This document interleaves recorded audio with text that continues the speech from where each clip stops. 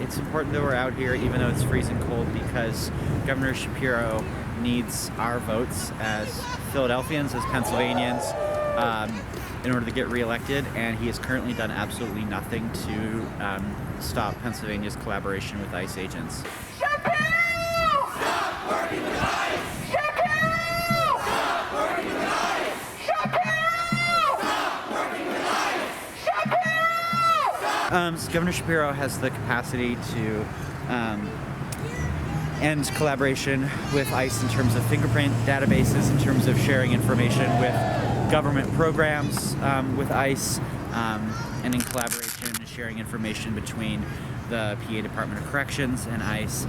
These are all programs that he, as our governor, has the power to change policy on, and he's not done any of those things. Earlier today, he issued a statement condemning the ICE murder of someone in Minneapolis earlier today, and he's condemned that killing, but done nothing to actually reduce the chance that that would happen here in Pennsylvania. Calling on Governor Shapiro to immediately remove ICE's unfettered access to state databases, to end all data sharing and collaboration between state corrections, probations, and ICE, to strengthen policies that prohibit ICE arrests in state facilities, and to state in writing to never lease facilities to ICE.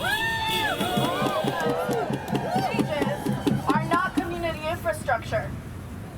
We're also demanding leadership that affirms life and belonging. Make driver's licenses for all a priority. Welcome refugees and asylum seekers. Clearly communicate that immigrants can access health care and public benefits without fear. Commit to fight federal overreach when our information is weaponized against our communities. Freedom of movement cannot exist when state or local governments function as an extension of ICE. Abolition is not just about tearing down systems of harm. It's also about building a future where safety comes from care, not surveillance.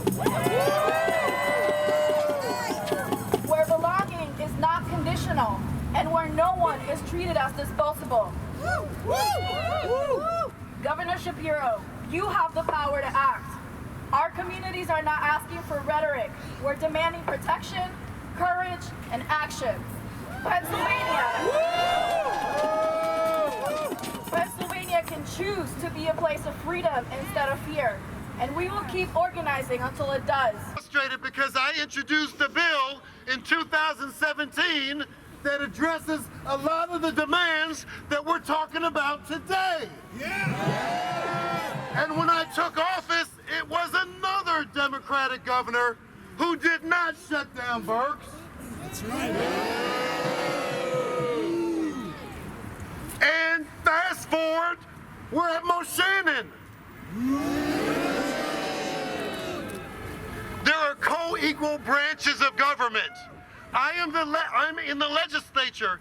I introduce legislation, people, but there are folks who are in the executive branch. The governor who can issue executive orders.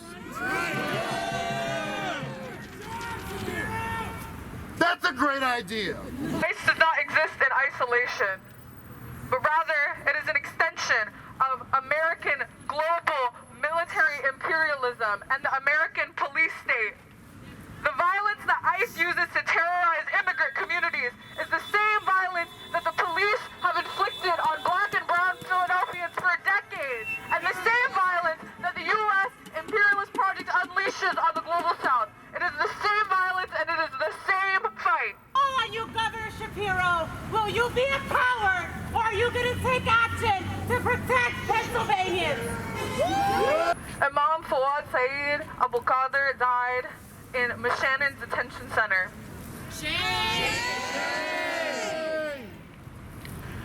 Fouad was a beloved imam at the Islamic Center of Northeast Ohio and a father who was unjustly detained at Moshannon for 215 days. 215 days where he suffered in detention and was subjected to the prison's unlivable and hostile conditions. Moshannon is the Northeast's largest detention center, and it is right here in our backyard in Pennsylvania, owned by a private corporation, Geo Group, that profits from the kidnapping, detention, and killing of our people. The second community member lost was a beloved community member of Philadelphia, Parady Law. Earlier this month, Parady died in Philadelphia's Federal Detention Center, just a few blocks from here. Before he was detained, Parady was stalked and targeted consistently by ICE. And once they kidnapped him, they subjected him to cruel dehumanization and medical neglect that took his life.